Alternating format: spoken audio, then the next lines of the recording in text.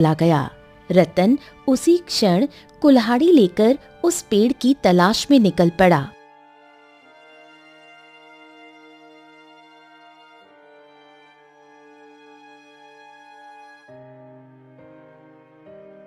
काफी तलाश के बाद रतन को एक खंडहर दिखाई दिया। रतन जैसे ही उस खंडहर के अंदर गया तो उसने स्वयं को एक और जंगल में पाया, जहां एक पेड़ था जिस पर सूरज की किरणें पड़ रही थीं और वो चांदी जैसा चमक रहा था। रतन ने वहीं खुदाई शुरू कर दी और जल्द ही उसे एक मटका मिल गया। वो उसे लेकर घर लौट आया। मटके को देखकर उसकी पत्नी बिंदिया उससे बोली, ये क्या है, कहाँ से लाए हो? रतन अपनी पत्नी को सारी घटना बताते हुए बोला, ऐसा हुआ और साधु बाबा ने कहा था कि इसको घर ले जाकर ही खोलना बिंदिया।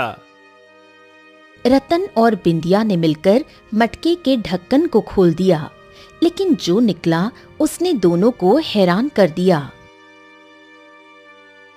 ये क्या, हमें तो लगा था मटके से सोना चांदी निकलेगा, लेकिन इसमें तो कोई बच्चा है और देखो ये जिंदा है, जैसे कुछ देर पहले ही जन्मा हो। अरे लेकिन बिंदिया, ये सोचो कि ये कैसे संभव है कि ये बच्चा जिंदा है। ये कैसे? मटका जमीन में गड़ा हुआ था और ये बच्चा इस मटके में कैसे आया? वाकई में जरूर कोई बड़ा रहस्य है। अचानक बच्चा रोने लगा। हमें इस बच्चे से क्या, हमारे पास खुद खाने को नहीं है, हम इस बच्चे को कैसे पाल सकते हैं? अरे बिंदिया, कुछ दिन पहले तुम संतान न होने की वजह से रो रही थी, तो हो सकता है भगवान ने हमारी सुन ली हो और भेंट के रूप में ये बच्चा दे दिया हो।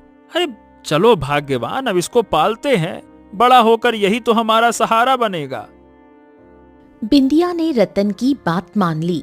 उन्होंने बच्चे का नाम रखा आदित्य। समय बीतता गया और देखते ही देखते आदित्य 20 वर्ष का हो गया।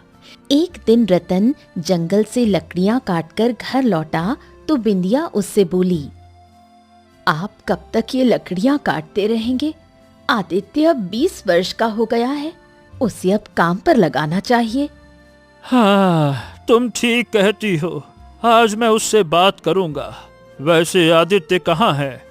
आपको तो पता है, आपका बेटा दिन भर जंगल में न जाने क्या करता रहता है, शाम तक लौटता है। इस उम्र में जहाँ लड़कों के बहुत दोस्त होते हैं, उसका कोई दोस्त नहीं। रतन ये सुनकर गहरी सोच में डूब गया।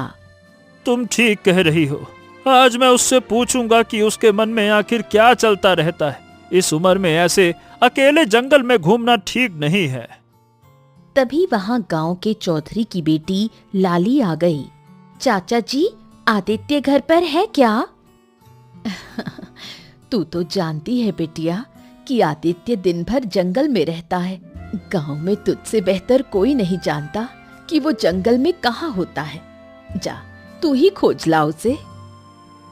लाली सुनकर मुस्कुराई और तुरंत जंगल की ओर चल पड़ी, सीधा उसी दिशा में जहां आदित्य अक्सर जाया करता था। इधर जंगल के एक तालाब के किनारे घने पेड़ों की झाड़ियों में आदित्य बहुत ही गौर से कुछ देख रहा था। तभी वहां लाली आ पहुंची। आखिर तुम यहाँ करते क्या हो? जब भी देखती हूँ इन्हीं झाड़ियों को घूरते रहते हो। लाली, तुम जिन्हें झाड़ियां समझ रही हो ना, वो झाड़ियां नहीं है लाली, ये छोटी छोटी छोटी छोटी जड़ी बूटियां हैं। जड़ी बूटियां? हाँ, और नहीं तो क्या। अच्छा लाली, तुम्हें एक रहस्य बताऊं? कौन सा रहस्य? ये जड़ी बूटियां मुझसे बात करती हैं। लाली ये सुनकर हंस पड़ी। तुम और तुम्हारी बातें, आदित्य तुम ही जानो। ओहो, पूरे गांव में सिर्फ तुम ही तो मेरी एक सच्ची दोस्त हो। सिर्फ तुम्हें ही पता होता है कि मैं जंगल में कहाँ होता हूँ, वरना कोई मुझसे दोस्ती नहीं करता। आदित्य, तुम ही किसी से दोस्ती नहीं करना चाहते। बचपन से देख रही हूँ, हमेशा इसी जंगल के इसी हिस्से में आकर घंटों बैठे रहते हो, ऐसा क्यों? आदित्य कुछ कहने ही वाला था कि तभी पूरे जंगल में शेर की भयंकर दहाड़ गूंज उठी। ए लाली, हमको यहाँ से अब चलना चाहिए। यहाँ आसपास पक्का कोई शेर है। अरे मैं अकेले होता तो कोई बात नहीं थी, लेकिन मैं तुम्हें किसी भी खतरे में नहीं डाल सकता। चलो चलो चलो, अरे जल्दी करो, चलो चलो चलो चलो।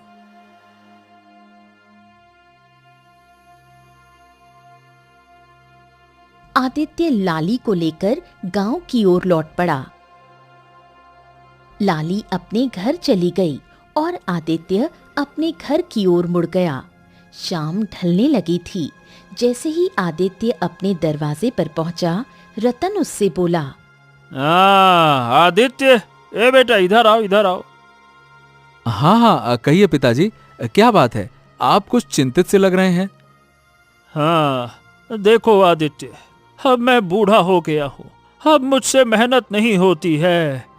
हाँ, अब काम में तुम्हें मेरा हाथ बटाना चाहिए। मैं तुमसे कुछ पूछना चाहता हूँ।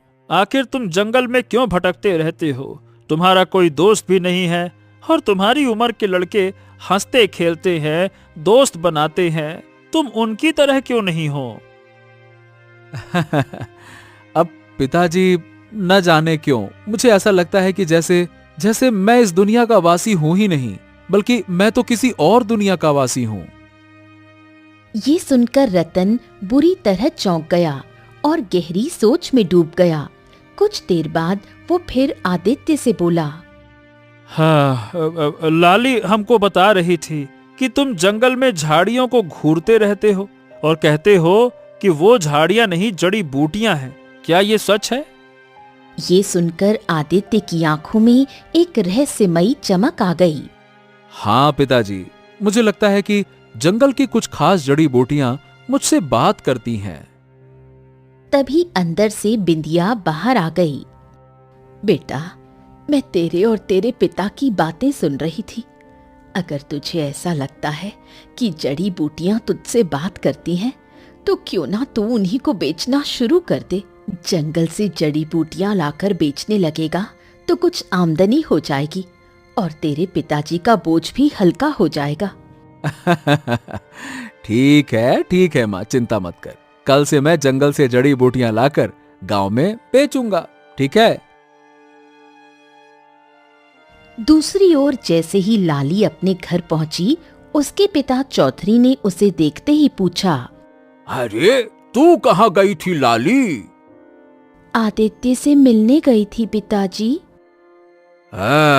वो तो हमेशा जंगल में ही रहता है। मैं जंगल से ही आ रही हूँ। लाली की बात सुनकर कुछ क्षणों के लिए चौधरी की आंखों में क्रोध झलक उठा, लेकिन फिर वो शांत हो गया। देखो लाली, तुम्हारी माँ को गुजरे बरसों हो गए हैं। मैंने तुम्हें माँ और पिता दोनों का प्यार देने की कोशिश की है। मैं तुम्हारी आंखों में दुख नहीं देख सकता। मैं कुछ समझी नहीं पिताजी।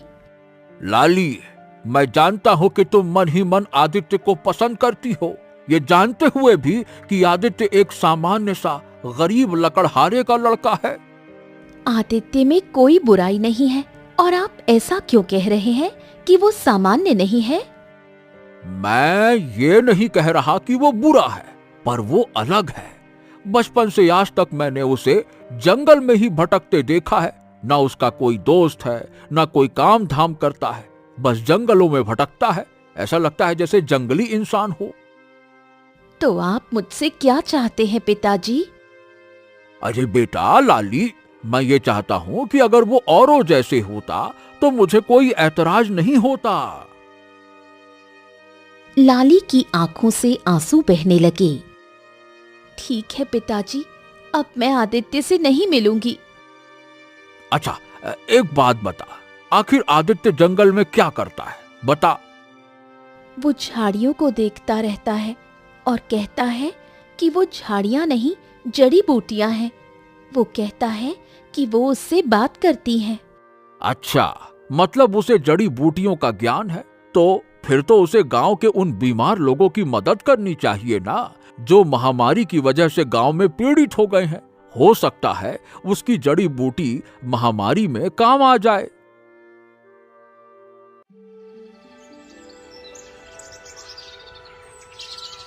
अगले दिन जैसे ही आदित्य नींद से जागा, दरवाजे पर चौधरी खड़ा था। चौधरी साहब, अरे अक्सर आपकी बिटिया यहाँ पे आती रहती है, आज आप आए हैं, सब ठीक तो है ना चौधरी साहब? हाँ रतन, बात यह है कि लाली बता रही थी कि तुम्हारा बेटा जंगल में जड़ी बूटियों की खोज करता है, क्या ये सच है?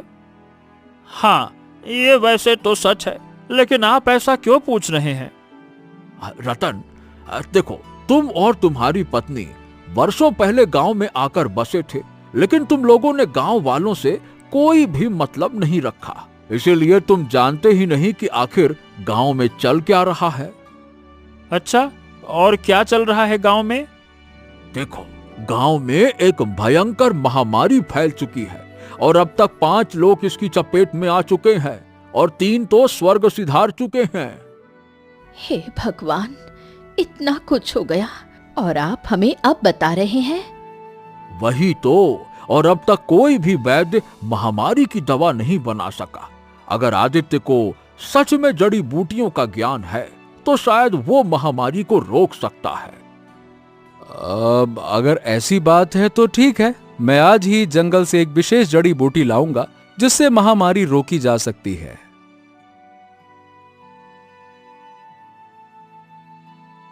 आदित्य जंगल की ओर निकल पड़ा।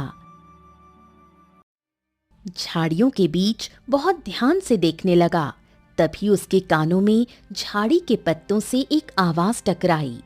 मुझे तोड़ लो, मुझे खाने वाला हर व्यक्ति विचित्र बीमारी से बच सकता है। आदित्य की आंखों में एक रहस्यमयी चमक उभर आई। उसने तुरंत उस झाड़ी की पत्तियां तोड़ लीं और तेजी से गांव की ओर लौट चला। इत्तेफाक से चौधरी उसके घर के दरवाजे पर बैठा था। आदित्य की आंखों में चमक देखकर चौधरी बोला, हाँ, लगता है तुमने वाकई में जड़ी बूटी तलाश कर ली है। हाँ चौधरी जी, जो महामारी की चपेट में है उसे ये पत्तियां खिला दीजिए, मुझे पूरा विश्वास है कि वो स्वस्थ हो जाएगा। चौधरी जड़ी बूटियों को लेकर तुरंत गांव की ओर चला गया। दिन बीतते गए। कुछ दिन बाद चौधरी आदित्य के घर पर आ पहुंचा। आदित्य, अरे भाई रतन। रतन, गांव में जो महामारी फैली थी अब वो खत्म होने की कगार पर है और ये सब केवल तुम्हारे बेटे आदित्य की वजह से हुआ है। ये सुनकर रतन और बिंदिया के चेहरे पर गर्व और खुशी की लहर दौड़ गई। हाँ, अरे मेरी बहुत दूर की रिश्तेदार में एक मौसी है, उनकी पुत्री की शादी है। मैं और लाली कुछ दिनों के लिए वहां जा रहे हैं, हम जल्द ही लौट आएंगे। उसके बाद हम गांव में आदित्य को सम्मानित करेंगे। हाँ। चलो भाई, राम राम। इतना कहकर चौधरी वहां से चला गया। इधर दूसरी ओर जंगल में आदित्य अकेला बैठा था। तभी एक दर्द भरी स्त्री की आवाज उसके कानों में गूंजी। बचाओ, कोई है, बचाओ। आदित्य चौंककर इधर उधर देखने लगा।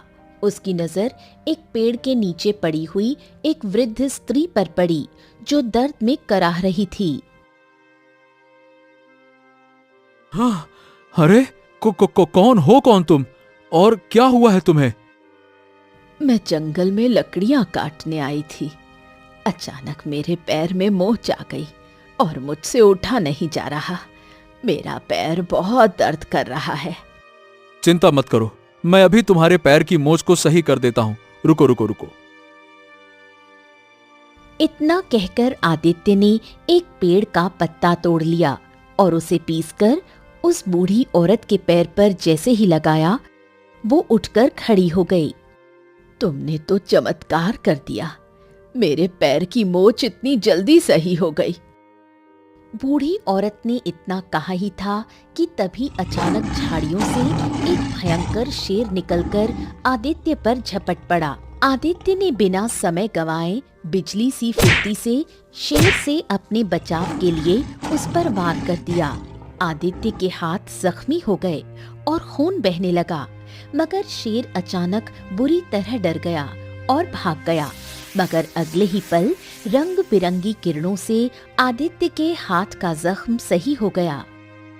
ये कैसे हो सकता है? मेरा जख्म खुद ब खुद कैसे भर गया? बूढ़ी औरत ये देखकर बुरी तरह से डरती हुई बोली, ये कैसे हो सकता है? जख्म अपने आप कैसे ठीक हो गया? कौन हो तुम?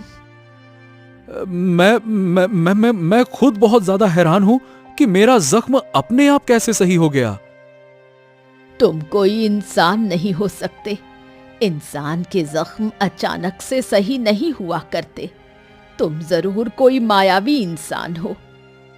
नहीं, मैं तो एक साधारण लकड़हारे का पुत्र हूं और एक आम इंसान हूं। नहीं, मैं नहीं मान सकती।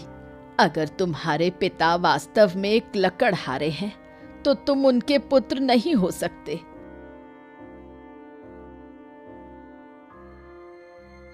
इतना कहकर वृद्ध स्त्री वहां से रहस्यमयी अंदाज में चली गई।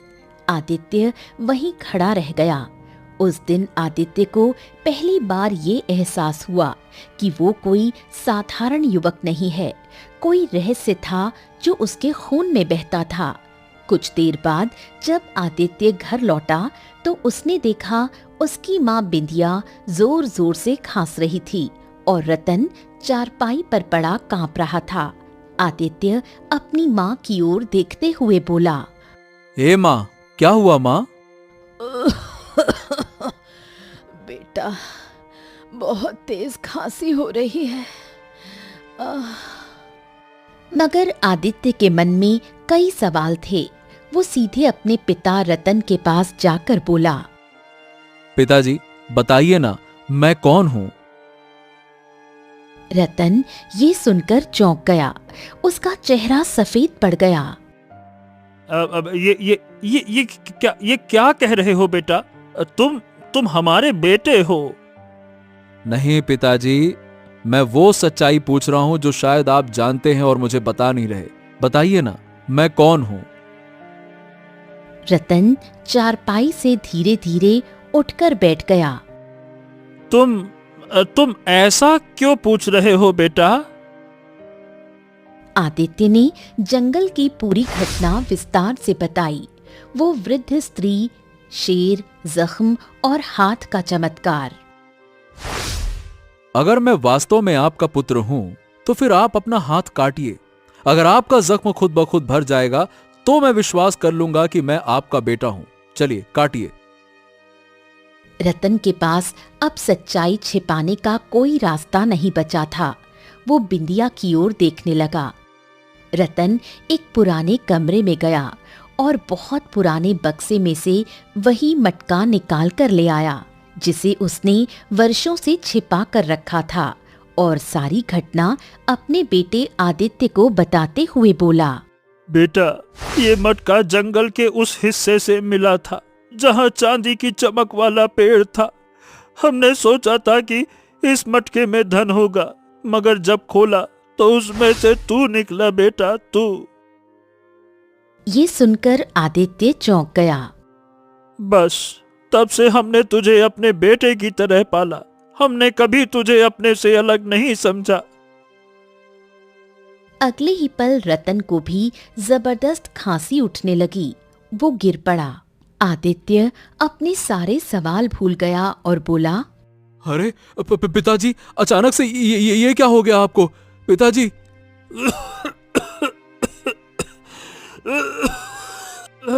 बेटा, लगता है कि हम भी महामारी की चपेट में आ चुका हूँ।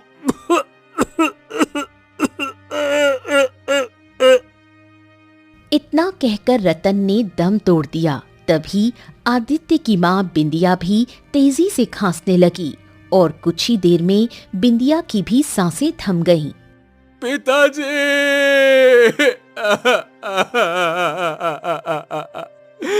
आप मुझे छोड़कर नहीं जा सकते। मैंने तो बस आपसे पूछा था कि मैं कौन हूँ। हे माँ, उठो ना। देखो, मैं वादा करता हूँ मैं कभी सवाल नहीं पूछूंगा। भगवान के लिए आंखें खोल दो माँ। मगर बिंदिया और रतन अब किसी भी आवाज का जवाब नहीं दे सकते थे, क्योंकि वो अब इस संसार में नहीं थे। आदित्य बहुत देर तक चीखता रहा, रोता रहा, धरती पर सिर पटकता रहा। तभी अचानक रतन और बिंदिया का शरीर काले धुएं में परिवर्तित होकर गायब हो गया। अगले ही पल वो काला धुआं उस मटके के अंदर समा गया। ये देखकर आदित्य बुरी तरह से चौंकते हुए अपने आप से बोला, अब ये क्या रहस्य है? ये क्या हो रहा है? आदित्य के दिमाग ने काम करना बंद कर दिया। वो बहुत देर तक उस मटके को घूरता रहा। कुछ देर बाद वो उस मटके को उठाकर अपने आप से बोला, मुझे लगता है कि मुझे चांदी की चमक वाले पेड़ की खोज करनी चाहिए जहां पिताजी को यह मटका मिला था, और पिताजी को इसी मटके के अंदर मैं मिला था। मुझे विश्वास है कि हो न हो वहीं पर कोई बहुत बड़ा रहस्य छुपा है। आदित्य उसी जंगल की ओर चल पड़ा जहां उसकी कहानी शुरू हुई थी। घंटों जंगल की पगडंडियों पर चलते चलते आदित्य थककर हाथ में मटका लिए एक वृक्ष के नीचे बैठ गया। हाँ, अब आखिरकार उस चांदी के पेड़ को मैं खोजूं तो खोजूं कहां हो सकता है ये चांदी का पेड़? अचानक उसके कानों में किसी अनजान व्यक्ति की आवाज टकराई। कौन हो तुम और इस जंगल में क्या कर रहे हो? आदित्य ने पलट कर देखा। एक रहस्यमयी साधु उसके पीछे खड़ा था। साधु ने जैसे ही आदित्य के हाथ में वो मटका देखा तो वो चौंक गया। ये मटका तुम्हारे पास कहां से आया? आदित्य रोते हुए पूरी कहानी सुनाते हुए बोला, मुझे भी कुछ नहीं समझ में आ रहा साधु महाराज।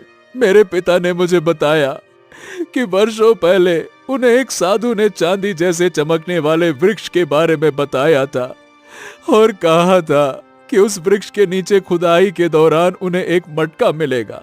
मेरे पिताजी वो मटका घर ले आए, मगर उन्हें मटके से धन नहीं बल्कि मैं मिला। और इस सच्चाई को बताने के बाद मेरी आंखों के सामने मेरे पिताजी ने दम तोड़ दिया और कुछ ही देर में मेरी माँ ने भी दम तोड़ दिया और अगले ही पल वो दोनों धुएं के रूप में परिवर्तित होकर इस मटके के अंदर समा गए। अब क्या कहूं और इतना बोलकर आदित्य की आंखों से आंसू बहने लगे। शांत हो जाओ पुत्र, शांत हो जाओ, चिंता मत करो, मैं तुम्हारी मदद जरूर करूंगा। वो चांदी का पेड़ तुम्हें तभी दिखाई देगा जब तुम्हारा हृदय सच्चा होगा। यहां से उत्तर दिशा की ओर बढ़ो।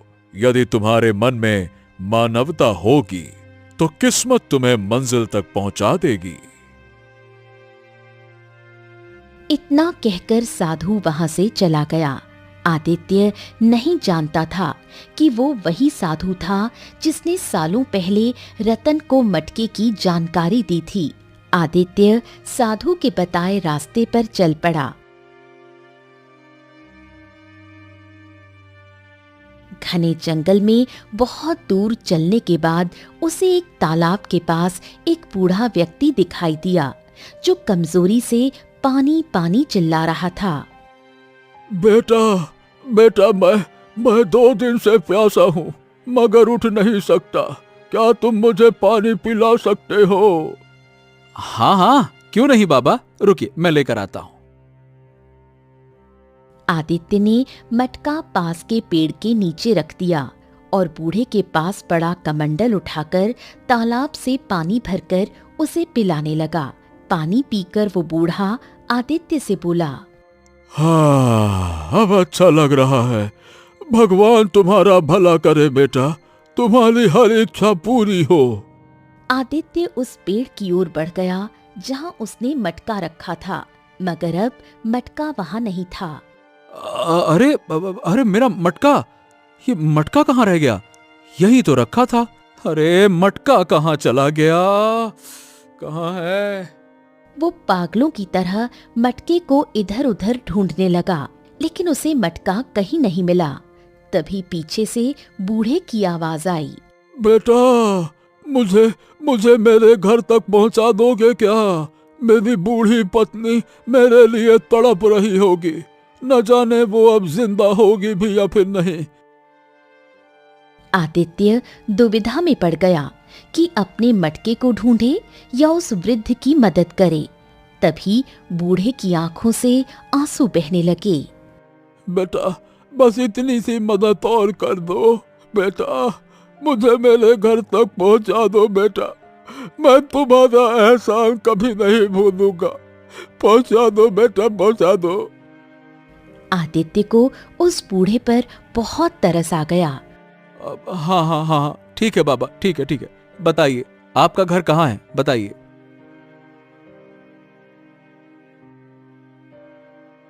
बूढ़ा उसे जंगल की गहराइयों में बने एक खंडहर के सामने बनी हुई एक झोपड़ी तक ले गया। झोपड़ी के भीतर एक बूढ़ी स्त्री, जो उस बूढ़े व्यक्ति की पत्नी थी, दर्द से करहा रही थी। कहाँ थे तुम? मुझे लगा था तुम्हें देखे बिना मेरी आंखें बंद हो जाएंगी। अरे ऐसा मत कहो, तुम्हें अभी बहुत जीना है। ये भी कोई जीना है? बरसों पहले उन अत्याचारियों ने हमारा बेटा हमारी आंखों के सामने हमसे छीन लिया। अगर मुझे पता होता कि वो जो वस्तु लाया था वही उसकी मौत बन जाएगी, तो मैं उस वस्तु को खुद तोड़ देती। बूढ़ा फूट फूट कर रोने लगा। तभी बूढ़ी स्त्री की नजर आदित्य पर पड़ी। ये कौन है? इसकी शक्ल तो उसी से मिल रही है जिसने बरसों पहले हमारे बेटे को मारा था। नहीं, ये वो नहीं है। इस बेचारे ने तो हमारी मदद की है। जब मैंने इसे जंगल में पहली बार देखा था तो मैं भी चौंक गया था, लेकिन फिर मन में ख्याल आया कि हमारे बेटे को बरसों पहले जिसने मारा था वो अब बूढ़ा हो चुका होगा। ये बेचारा कोई और है। इतना कहकर बूढ़ा फिर से खांसने लगा।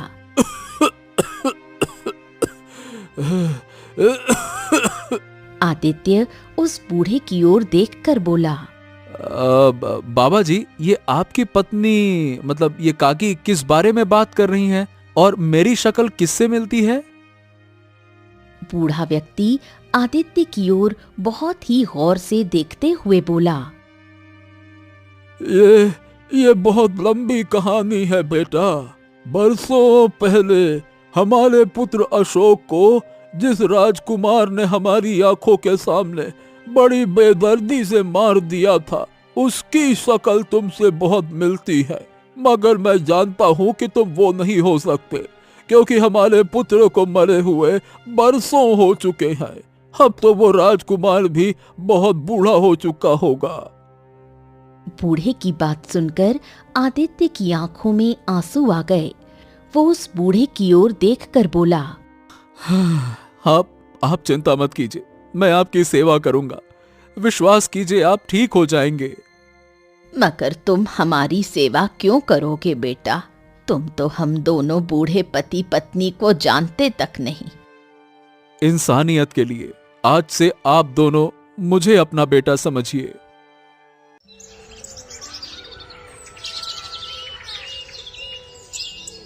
उसी दिन से आदित्य एक बेटे की तरह उस बूढ़े व्यक्ति और उसकी पत्नी की सेवा में लग गया। उसकी मेहनत रंग लाई और कुछ ही दिनों में वो दोनों स्वस्थ हो गए। बूढ़ा व्यक्ति अब चलने फिरने लगा। एक दिन आदित्य झोपड़ी के सामने उस खंडहर को देख रहा था। तभी बूढ़ा व्यक्ति वहां पहुंचा। बाबा, ये खंडहर बड़ा ही प्राचीन नजर आता है।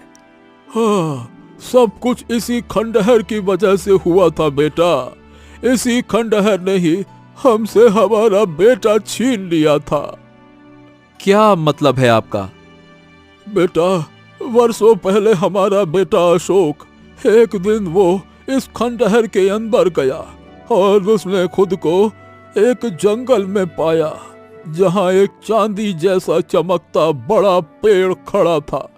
उस पेड़ के नीचे एक मटका रखा था जो सोने चांदी से भरा हुआ था।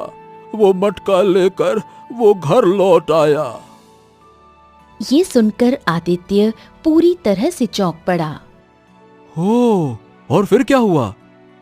हमने अशोक से कहा कि वो मटका वहीं छोड़ आए, मगर वो बोला कि मटका उसे किस्मत से मिला है और इससे हमारी गरीबी दूर हो सकती है।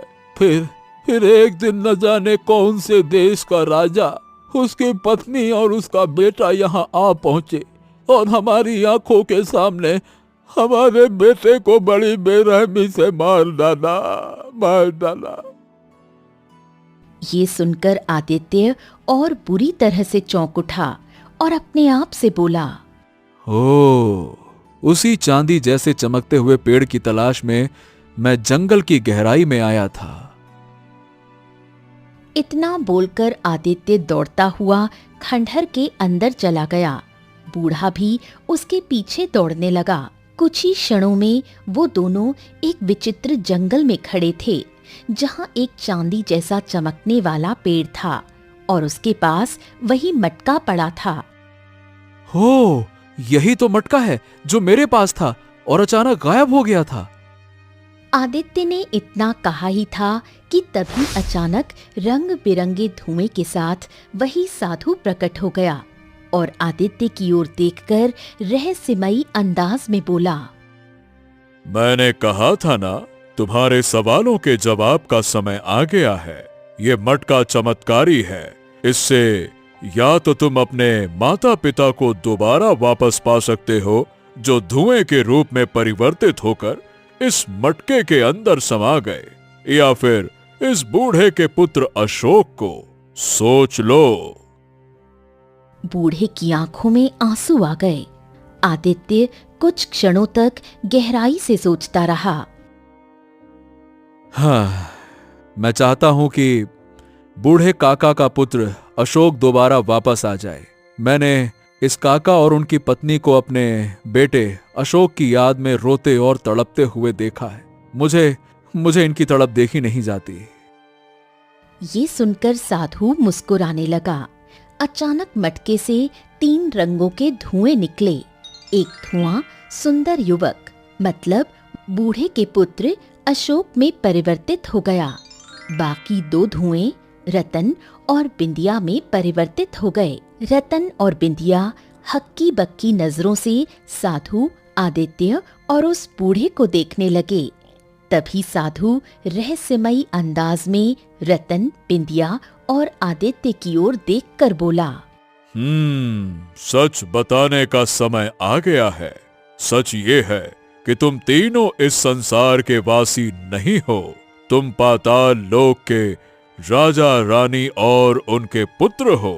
बरसों पहले इस बूढ़े के पुत्र अशोक की हत्या किसी और ने नहीं बल्कि तुमने ही की थी आदित्य। ये सुनकर आदित्य पूरी तरह से चौंक पड़ा। क्या? ये आप क्या कह रहे हैं साधु महाराज? चिंता मत करो, कुछ देर बाद तुम्हें तुम्हारा अतीत दिखाई देने लगेगा। तुम्हारी याददाश्त वापस आ जाएगी। वर्षों पहले जब यह मटका भूलवश पृथ्वी पर आ गया था और इस बूढ़े का पुत्र अशोक इसे उठाकर ले गया, उसके बाद से ही सारी कहानी शुरू हुई। साधु ने इतना कहा ही था कि तभी आदित्य, बिंदिया और रतन को चक्कर आते हुए महसूस होने लगे। अगले ही पल उनकी आंखों के सामने कुछ पुराने दृश्य दौड़ने लगे। पाताल लोक के राजमहल में रतन अपने सिंहासन पर बैठा था। बिंदिया उसकी रानी उसके पास खड़ी थी और उनके सामने खड़ा था उनका पुत्र राजकुमार आदित्य। वो मटका हमारे राजगद्दी का प्रतीक है। अगर ये मटका पृथ्वी पर चला गया तो ये अपमान है। अगर किसी मनुष्य ने उसे छुआ है तो उसने पाताल लोक के विधान का उल्लंघन किया है। उधर पृथ्वी पर चांदी के पेड़ के पास एक गरीब युवक अशोक वही मटका लेकर अपने माता पिता को दिखा रहा था। देखो देखो देखो, ये मटका सोने चांदी से भरा है। अब हम गरीब नहीं रहेंगे। हाँ। मगर तभी चांदी के वृक्ष के नीचे से रतन, बिंदिया और आदित्य प्रकट हो गए। उनके चेहरे क्रोध से भरे थे। ए, मेरी बात सुनो, ये मटका तुम्हारा नहीं है, ये पाताल लोक की धरोहर है। तुमने इसे चुराया है, तुम्हारा दंड मृत्यु है। अशोक के माता पिता विनती करते हुए उनके पैरों में गिर गए, मगर आदित्य ने अपनी तलवार निकालकर अशोक के शरीर पर वार कर दिया। अशोक ने चीखते हुए दम तोड़ दिया। हाय मेरा बेटा। अशोक के माता पिता अपने बेटे की अपनी आंखों के सामने हत्या को देखकर बेहोश होकर गिर पड़े। तभी वहां साधु प्रकट हो गया।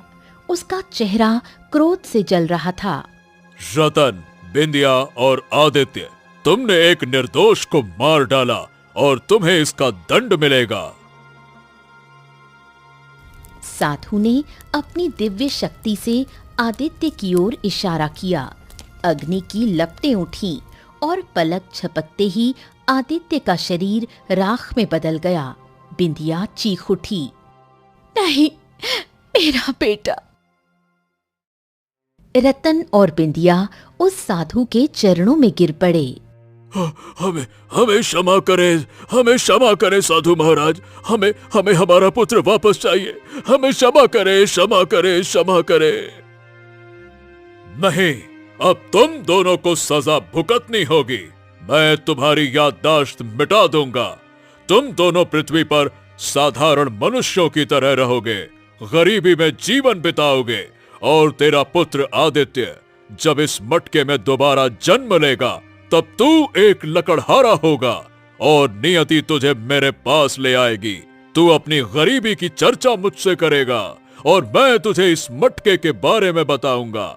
इस मटके के अंदर दोबारा जन्मा आदित्य निकलेगा, वो तेरा ही पुत्र होगा। लेकिन तुम दोनों की बदकिस्मती होगी कि तुम दोनों नहीं जानते होगे, और जब वो बड़ा होगा तब एक दिन वो खुद ब खुद सच्चाई जानेगा, और अगर उसमें इंसानियत बची रही तो शायद तुम्हारा पुनर्मिलन हो सकेगा। अचानक रतन और बिंदिया बाहर से गायब हो गए और वो मटका जमीन के अंदर समा गया। तीनों की आंखें फिर से खुल गईं। उन तीनों की याददाश्त लौट आई। हाँ, मुझे सब कुछ याद आ गया, मुझे सब कुछ याद आ गया। बिंदिया, ये हमारा ही बेटा है बिंदिया। और मुझे भी। आदित्य बेटा, तू? पिताजी, माताजी। साधु की आंखों से रंगीन किरणें निकलीं और तीनों के वस्त्र राजसी हो गए। अब पाताल लोक में लौट जाओ। चांदी के वृक्ष के नीचे से द्वार खुलेगा, मगर ध्यान रहे अब पृथ्वी पर दोबारा मत लौटना। साधु वहां से विलीन हो गया। चांदी के पेड़ के नीचे से पाताल लोक का द्वार खुला और तीनों, आदित्य, रतन और बिंदिया, उसके अंदर प्रविष्ट हो गए। उधर बूढ़े और उसकी पत्नी के पास उनका पुत्र अशोक लौट आया था। उनका जीवन फिर से पूर्ण हो गया।